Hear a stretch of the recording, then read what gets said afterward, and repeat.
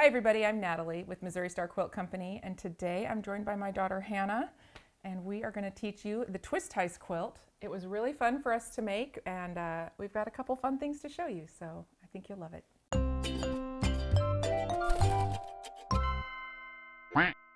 So to make this quilt, you're going to need one package of 2.5-inch print strips, and I've used Poetic Bouquet by Heidi Pridemore for Island Batiks. You're going to need some background fabric. I've used a roll of background strips plus 3 1/3 yards of background fabric for your inner border and some of the large squares of negative space. And for your border, you're going to need 1 1/4 yards, and I've used this beautiful purple. This purple is the same fabric that I used on my backing. For your backing, you'll need about 4 5/8 yards for if you have your yardage, regular 45 yardage. If you're going to do a 108, you only need 2 1/3 yards.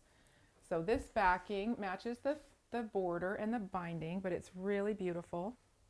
So it was quilted in the free swirls pattern, and I think it turned out beautifully. This quilt measures 75 square, and I think you're really going to love it. The block is super fun to make, and it's cool. You're going to like it.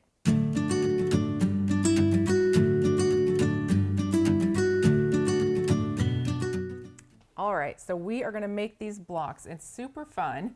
You'll choose 3 print strips, and you'll end up making 2 blocks that are identical. They're so cute. They are cute, aren't they? They look like little twisty ties. All right, so we're going to select 3 strips from our print set. We'll go with this dark blue one, this sort of medium tone teal, and this purple. And I think I'm going to use the dark blue. I kind of did the darkest color for the little half square triangles that go around the edges of the block. So the first thing we're going to do is take this one. All right, so you're going to take this print strip and you're going to pair it with a background strip, and we're going to stitch on both sides to create a tube, and we're going to make all of our half square triangles that way. So do you want to go ahead and sew this for me? I actually already have one sewn. Well, look at you. You came prepared, didn't you? Yep, little Awesome. overachiever. Okay, well, it's pretty easy to do. So what we're going to do now is start cutting our half square triangles from this tube. So we are going to cut all of the pieces in this are 2.5 inches square. So we're going to use our Clearly Perfect slotted trimmer, and we're going to line up to the 2.5 inch, put our stitch line on their stitch line. I love that ruler so much. Yeah, it makes it so easy. Yeah, half square triangles are a breeze with this tool. And this is a really easy way to make a bunch at a time. You just want to make sure you're avoiding your selvage on that first cut. And I always cut the little dog ears. And I bet you have a bunch of these cut already too, right? I do. So you're going to go back and forth on this strip. I just want to demo. The first line, you can almost always just go all the way to the edge there, lining it up on the seam line. But you'll notice here that you have this little extra piece. So after you're done cutting this one, hang on, I gotta get my blade in there for the little dog ear things. So this one you're gonna just pull over, and it's only like 1/2 inch, but you're gonna lose that little bit in between each triangle. So don't be concerned if it doesn't line up right with the edge on the very next cut. Most of the way down, you're gonna have that little. It's like every other triangle. So then this one, you can go back and line up right with the edge because it lines up perfectly. And then the next one, you'll have to pull it over 1/2 inch. Just because it has that little dash where you're, because they're not quite big enough to go from edge to edge. Does that make sense? You get everything that you need, but you're going to have a little space in between, like every other triangle on the one side. The benefit is that little dog ear piece is already cut. Yeah, I was going to say so that's there you super go. nice. All right, so you need 12 of these per block, and you will get enough from this one strip to do both sets or both blocks. So you'll just divide them up and make little separate piles for each one. Which is really nice. It saves a lot of time. Oh, totally. Will you press a bunch of those? We're going to need 12, so Okay. do that. And then I'll walk through what to do with our next strips. Okay. So our next strip sets, we're going to open them up because these are going to be made into a little bit of both things. So we're going to stack them on top of each other, and we're going to cut off 10 inches. And you'll need to do that with your white background strips as well.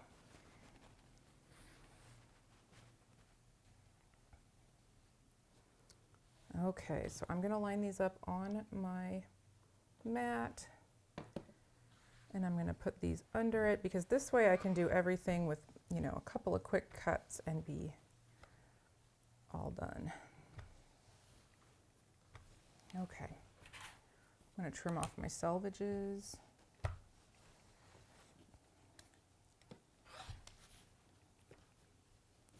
And we're going to go 10, which is like that. So right here.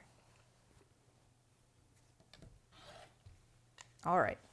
So we'll set those just aside for now because these pieces, we're going to do the same thing. We're going to go ahead and create 2 more tubes using our background strip, our background strip and our print strip, and we'll stitch on both sides of both of these and cut out just a few more half square triangles. Do you have 12 there? Good Yep. job. Yes, sorry, I was Do you counting. already have these ones stitched as well? I Or do think you? so. Let's see what you got over there. I have She has all the step outs.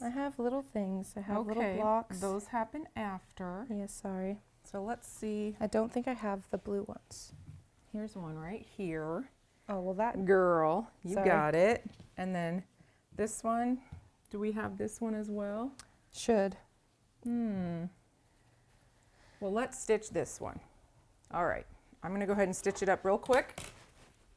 Do you want to start lining up and cutting some half square triangles from that one that is already cut? Yes. Okay, so Or we're gonna sewn. need 4 of each color. Okay, at a 2.5.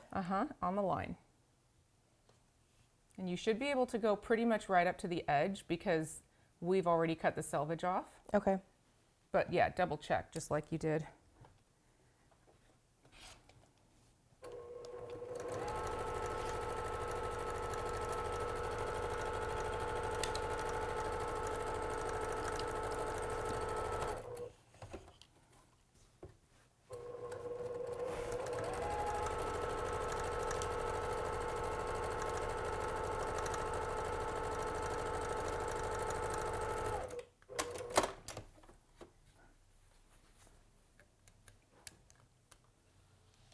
How's Sorry. it coming?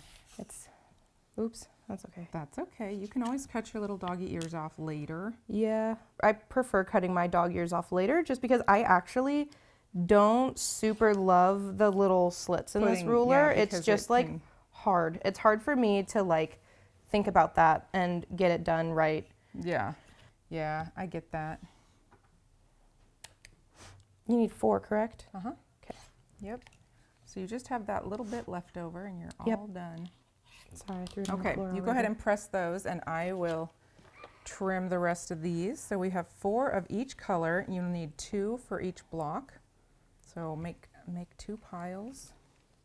Sorry. No, you're fine. I just didn't want to cut into your arm. Yes, no, I appreciate that. That's why I was trying to grab these and move them real quick because I was like, I don't want to get in her way. All right, go ahead and do those ones.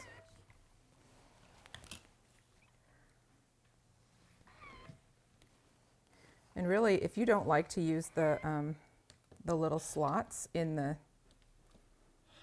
ruler, if you wanted to, you could just put your blade right on the edge of that stitch line and just cut back towards yourself. As long as you don't cut through the stitches, like you're cutting off that, it doesn't have to be a specific angle. You just want to hide the bulk of the fabric under your seam. Yeah. So you could just do it that way too. You don't have to use the the little slots in the Clearly Perfect. I don't know if this is necessarily the proper practice, but I will sometimes just leave my dog ears on and call it good. And Yeah, be like, you can "It's totally fine." do that. It is fine. It's just extra bulk in your seam. Yeah, So it's a personal preference thing, right?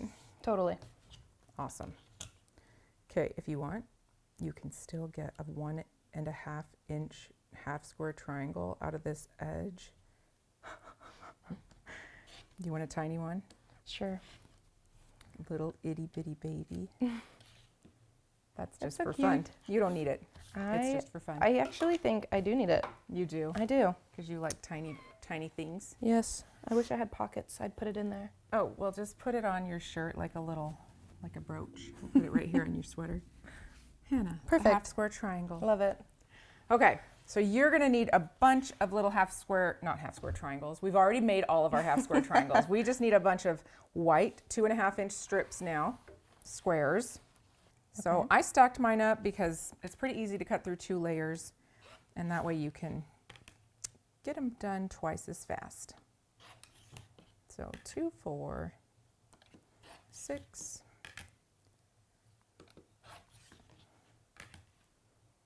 8, 10,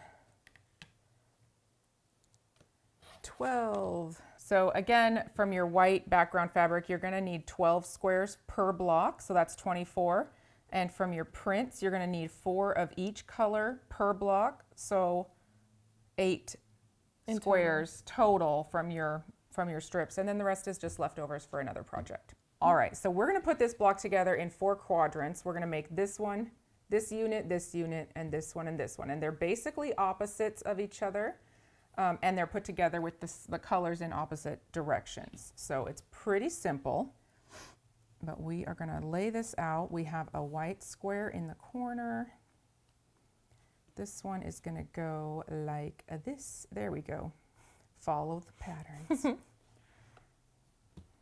This one goes like this and like that. We've got 3 here. This one. And then we need a And plain. then we'll do either the pink or the purple or the blue. Pink or blue. Okay, so we have one of these up here, and then we'll have this one down here, which is the same layout, but it has the blue in it. So will you lay that next one out? I will go ahead and stitch this together. Okay. are you gonna? Okay. Oh yes, I'm gonna put it back together up here. You want me to do this part? Or Yep. this one? Nope. Do the opposite blocks so we can Okay. have these 2 done, and then we'll do these 2 next, because I think that will make a lot of sense Okay. as far as the assembly. And this is one where you can just stack these up and sew a bunch at the same time. As long as you've got all your little half square triangles go in the right direction. This is basically now just 4 little 9 patches.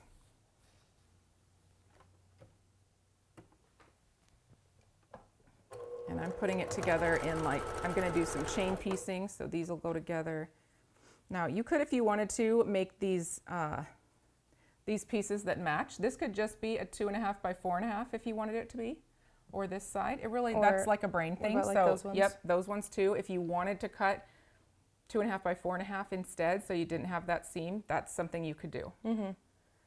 We didn't write the pattern that way, but it's an absolute hack if you want to do it like that. Yes. Well, and if So. you don't cut your dog ears off like me, you might need that little extra less bulk. Nah, you're fine. You're fine either way. Alrighty, now I'm going to go ahead and stitch. I'm going to flip this around, and I'm going to put this one here. I see what you're doing. That's very interesting. I would not have thought about sewing it that Chain way. piecing. Yeah, not like that at least. It makes life a lot easier, Yeah, I can imagine. and it goes together pretty nicely.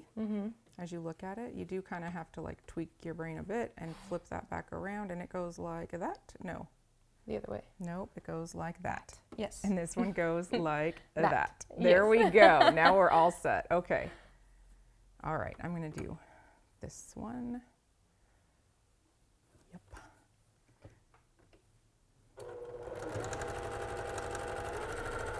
And this. this one. And I'm gonna let you, wait a second, is that right? Yes. I got real confused for a second there. I'm gonna let you sew the next one while I lay out the other 2 blocks. Okay. That sound good? Yeah, I was gonna say, if you need me to lay out the other ones, I can too.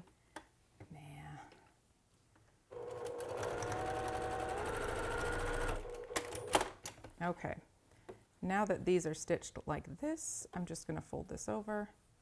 I'm gonna nest my seams and make sure that each one goes a different direction. Again, for bulk and to make it look pretty.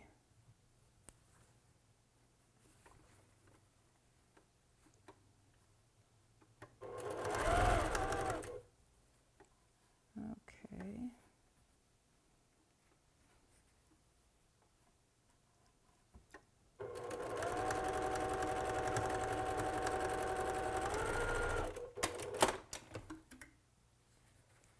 This one is going to go here. That worked out really nicely. I actually like that. That was really smart. A neat trick you haven't noticed before. Yeah, I don't know why I never thought about that. Well, Grandma does it all the time. Yeah. She's a smart lady. Mm-hmm. Turns out.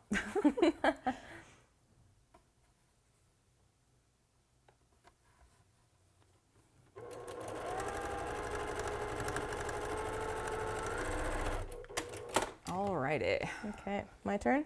Yep, you go ahead and stitch yours together and I will press this one. You gonna lay it out and try it the same way? I am not sure. That kind of scares me. I feel like I would make a mistake and sew it together all kinds of wrong. Well, I think you should try it. Give all it right. a shot, Hannah. Okay, so then be brave. Wait, come show me again what you did. Okay. I did that backwards. There. Okay. You're fine, you're fine. Here's my first quadrant. So what you're gonna do, yep, you've got it set out the way you want it. Mm-hmm. That's the way that is correct, I That's believe. right. So you can do these two, like just fold, whoops. You can either do it left to right or right to left. Okay. Either way that's comfortable. Yeah. And I the sew thing it. is like, oh, for me, I it's see why you do it easier- left to right. Yeah, it's easier to go this way, right to left, Yep. because then you're stitching, you're folding these together kind of like a little book. Mm-hmm. And The and you're seams gonna are stitch them and keep them connected. Yeah. Then you flip this whole thing over, and you also flip this over and put those on the other side, right? Okay. Okay. We will see how Now, I do. might have messed it up, so let me open it back up just to check. It's got to go this way. Let's see. I think I really did mix it up. I think you did too. Okay. There you go. There you go. Okay. Now, go ahead and stitch those two, Yes. those two, and those two. Awesome. And I'm going to go ahead and lay out my top right block. Starting with one of these in the corner. Two more of my outside. This one has a little fold that's like just tiny enough that it would get possibly caught in the seam in a weird way, so pressing that one out. And then we've got that one. And then this is where these little guys come into play.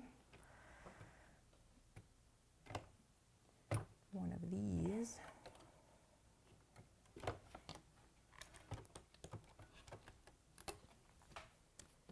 I have messed up my tension on that. Oh. And I went too quick. I had a lead foot. Hey, your tension is actually okay. Is it? Okay. Yeah, no worries. Okay. Okay, so you've got these. So now this goes to that. No, that's upside down. This all upside down? Yeah, I believe so.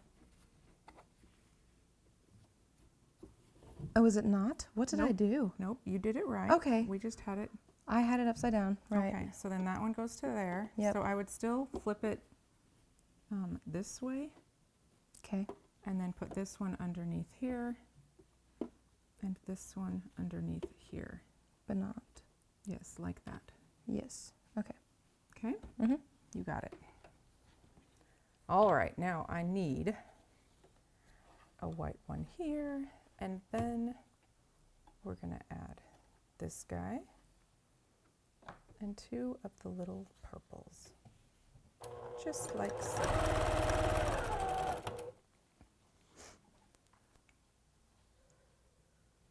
For this block, we have these 2. This one, I'm challenged with these angles today for some reason. It's a angular challenging day. Angly challenged. Angly challenged for sure.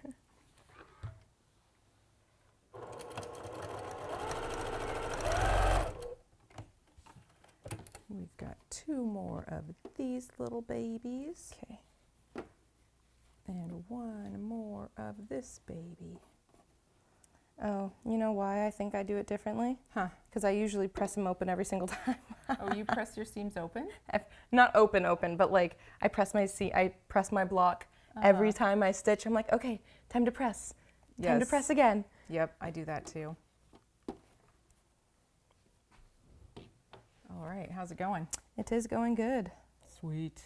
I think I like this little chain formation you have going on here. Yeah, it gets easier the more you do it. Yeah, I'm struggling with it, but I like it. You'll come to appreciate it. For sure.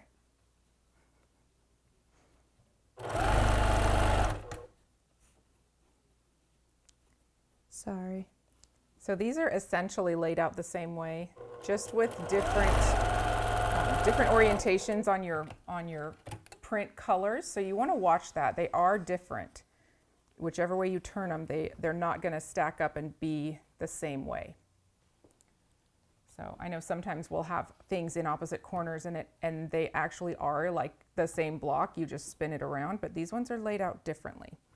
You've got a long side of purple and a long side of blue, and then the opposite in short, and that's how they end up looking twisted.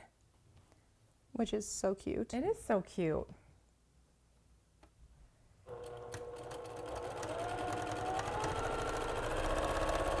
All right. Ready? My block is finally done. All right, you press that out, and I'm gonna stitch these.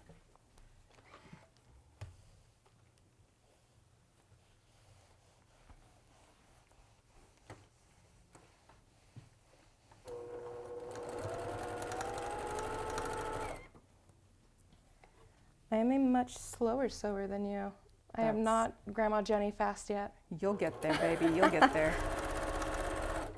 All it takes is practice. We just have to keep doing it, and then you get better every day.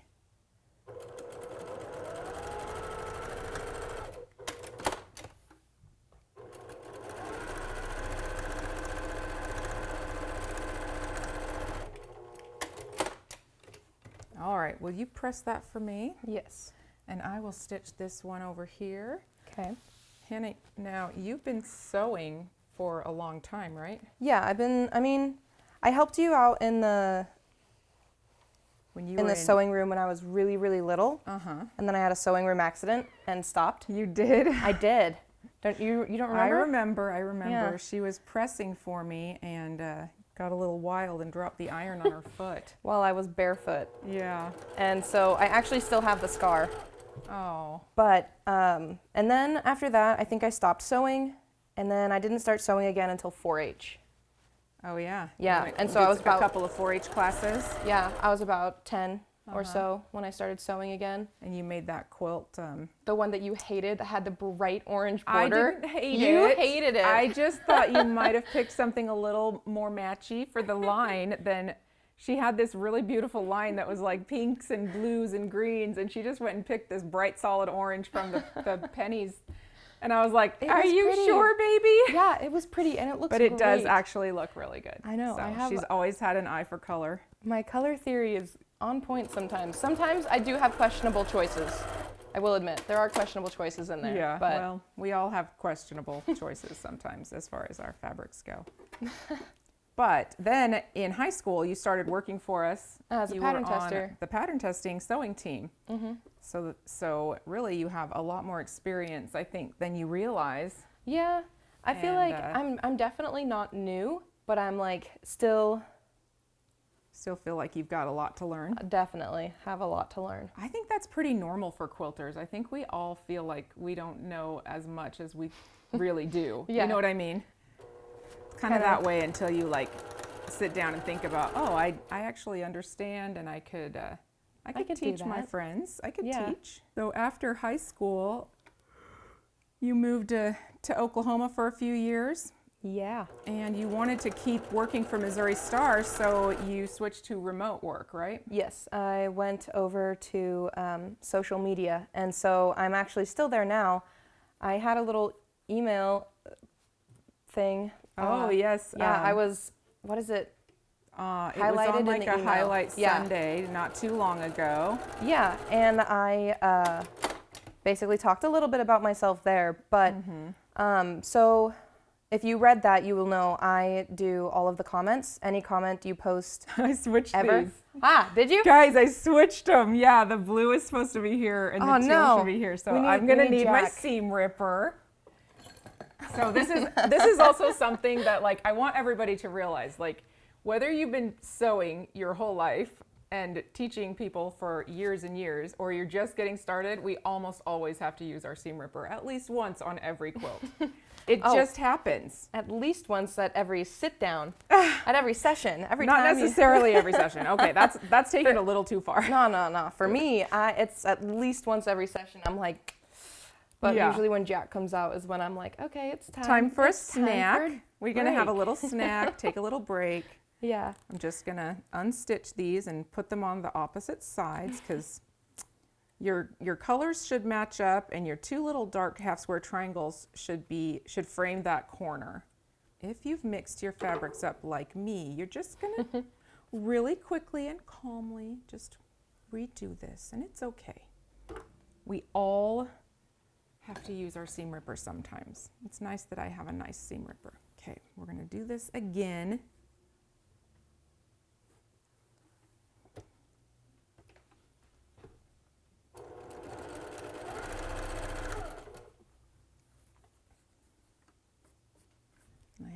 I had them go in the right direction at least. They were just in the wrong spots.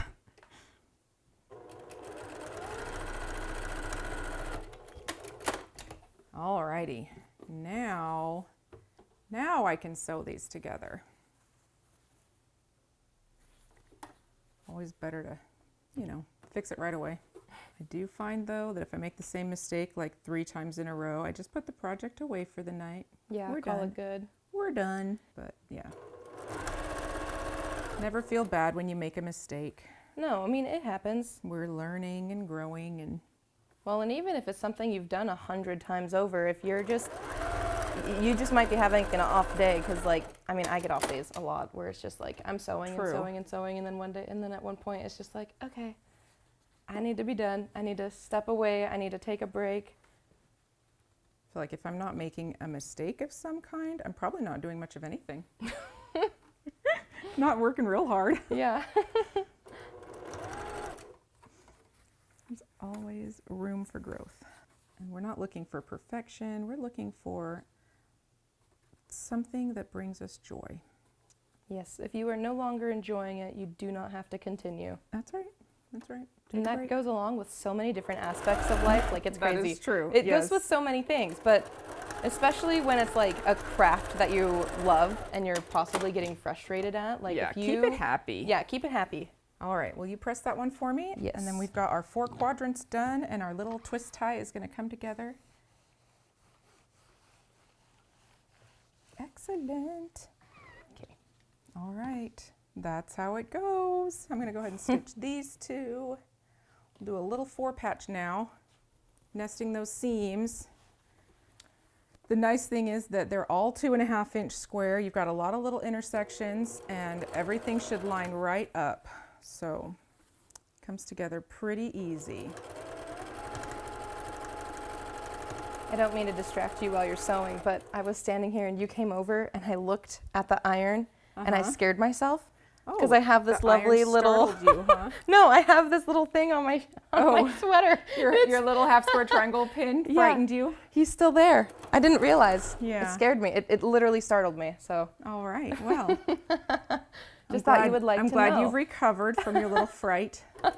I figured you would like to know. You know, have a little update on the life of Hannah. That's right. Always keeping me informed. Whatever's in your head, I get to know. Yep, absolutely.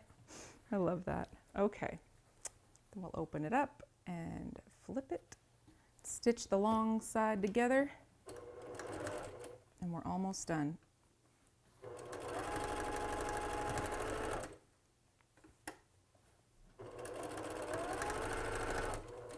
When did you learn how to sew?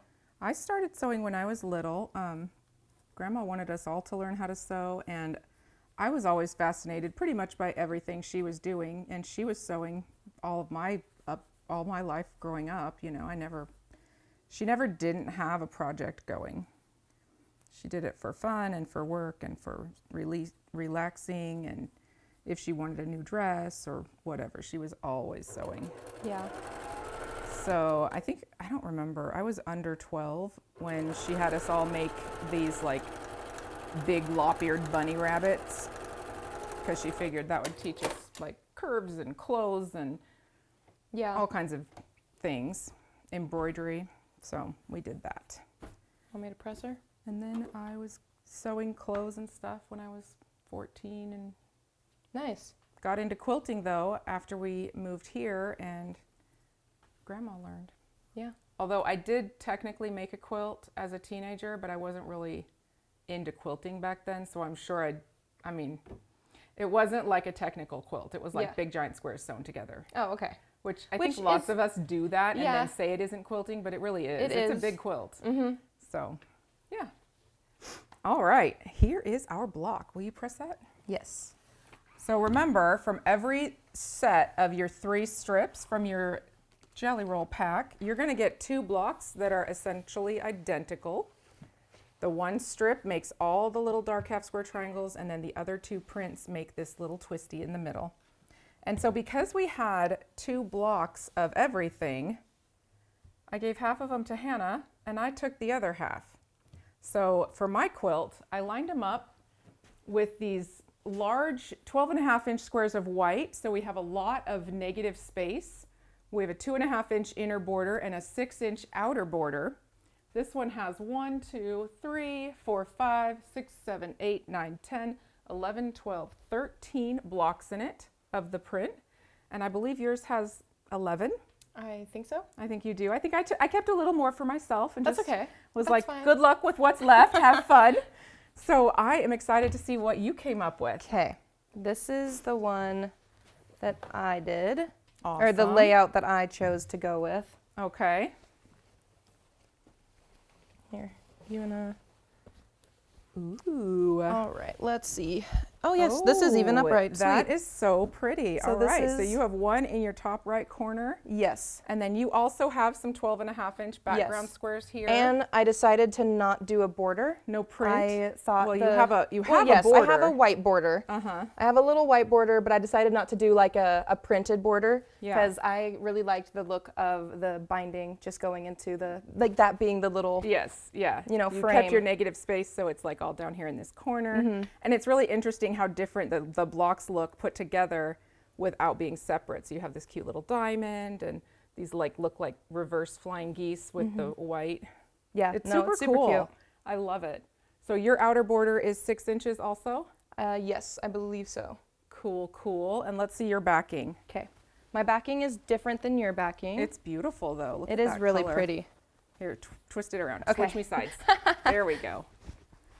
Yes, So and so this is my backing. And my quilting pattern that I chose to use on it was the cotton candy. Yes. So Cotton candy is good. It kind of looks it's like so little cute. paw prints, but it's really easy and fun. So mine is a 59-inch square. Okay, and mine is 75. Very nice. And again, you're going to get all the fabric that you need in your supply list for this pattern to make both quilts. You will need a separate backing, obviously, but it gives you the amount that you need for each one. And they're similar enough in size that you can just go with that same measurement.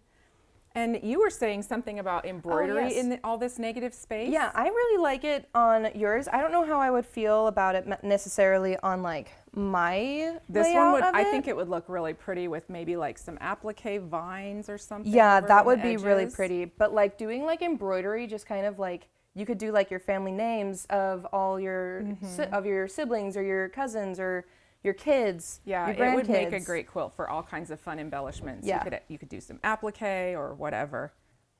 So Hannah and I had so much fun making these quilts. I loved seeing what you came up with. It was great having you on with me. Yeah, I had a lot of fun. Oh, I'm so glad. Awesome. Maybe we'll do it again sometime next year. How about that? I could be interested. Okay, okay. All right, we'll see. We'll see what you come up with. I think you've got some fun things in store.